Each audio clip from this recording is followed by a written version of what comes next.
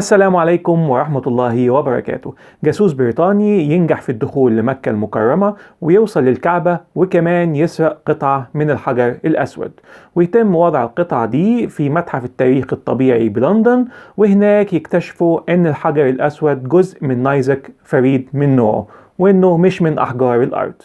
أهلا وسهلا بيكم في فيديو جديد من فيديوهات مسار.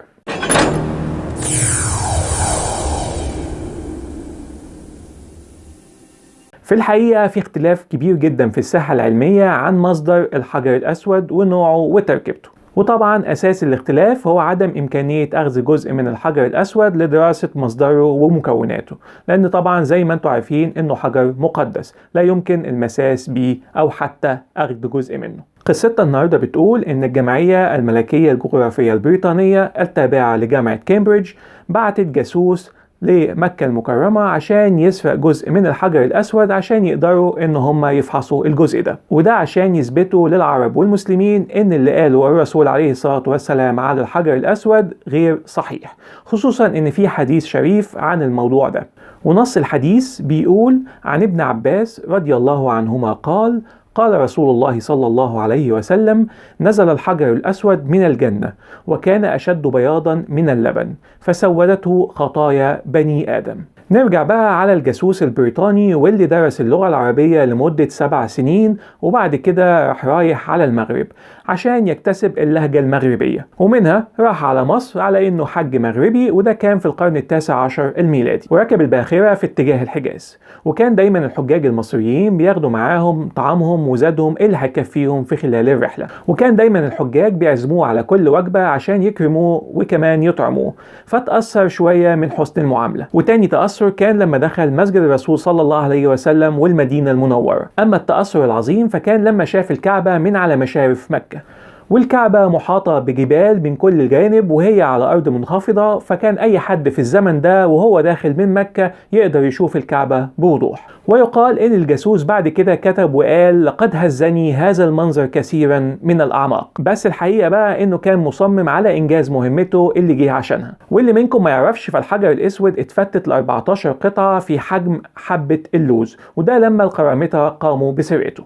ويا ريت ما حدش يسألني مين القرامطة دول وإزاي يسرقوا الحجر الأسود وإمتى وليه، لأن ده محتاج حلقة لوحده. فخلينا مع الحج البريطاني دلوقتي، واللي وصل كمان للكعبة وفي غفلة الحراسة اللي ما كانتش مشددة زي ما هو الحال في وقتنا دلوقتي، قدر ياخد قطعة من الحجر الأسود وأخذ بعضه وراح رايح على مدينة جدة واستخبى في القنصلية البريطانية هناك. والسفير البريطاني يحتفل بيه احتفال الأبطال الفاتحين، فهو من وجهة نظره جاب الدليل أن كلام محمد صلى الله عليه وسلم إن الحجر الأسود نزل من السماء مش صحيح.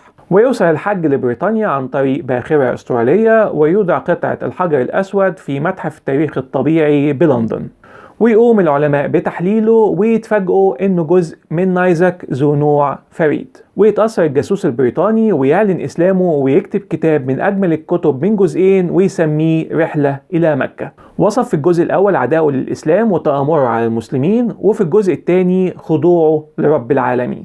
وفي الحقيقة في اختلاف على قصة الجاسوس اللي سرق قطعة من الحجر الأسود، ومفيش أي مصدر بيأكد على القصة دي إلا مقابلة تلفزيونية واحدة تمت مع دكتور زغلول النجار. بس في الحقيقة ما لقيتش أي متحف بريطاني موجود بداخله قطعة من الحجر الأسود. وفي نفس الوقت إزاي يقدر شخص إنه يسرق قطعة من الحجر الأسود من غير ما حد يلاحظ، خصوصا إن مكة مليانة بالحجاج والمعتمرين والطائفين على مدار الساعة. فإزاي يعدي الجاسوس كل ده ومحدش يشوفه، وإزاي يسكت المسلمين والسعودية على السرقة دي، وإزاي ما يطلبوش بإعادة القطعة المسروقة. وفي اعتقادي إن الجاسوس اللي اتكلم عليه دكتور زغلول النجار هو السير ريتشارد فرانسيس بيرتون، وده مستكشف إنجليزي جاء فعلا لمكة المكرمة سنة 1853 ومتنكر في هيئة حج، وكتب كتاب فعلا بس اسمه كان Pilgrimage to المدينة and مكة، أو الحج إلى المدينة ومكة. وفي الجزء الأول يوصف بالتفصيل رحلته الشخصية للمدينة المنورة،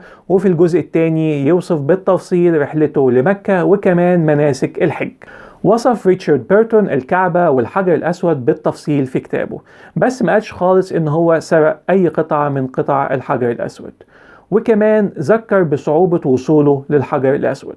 أما بقى كتاب رحلة إلى مكة أو A Journey to مكة واللي اتكلم عليه دكتور زغلول النجار فهو موجود فعلا، بس كان من تأليف المحامي والدبلوماسي الألماني مراد هوفمان، واللي أعلن إسلامه وكمان اتكلم في الكتاب ده عن رحلته الشخصية لمكة المكرمة وكمان عن وضع الإسلام في العالم الغربي. احنا بقى كمسلمين يهمنا من الناحية الدينية ان احنا نتبع سنة نبينا صلى الله عليه وسلم في تقبيل الحجر الأسود، مع اقتناعنا الكامل انه مجرد حجر لا ينفع ولا يضر، وان سيدنا عمر بن الخطاب كان بيقبل الحجر الأسود ويقول: إني لأعلم إنك حجر لا تضر ولا تنفع، ولولا إني رأيت رسول الله يقبلك ما قبلتك. وفي النهاية أرجو أنكم تكونوا استمتعتوا بالحلقة دي، وما تنسوش اللايك والاشتراك في القناة عشان يوصلكم كل فيديوهاتنا الجديدة.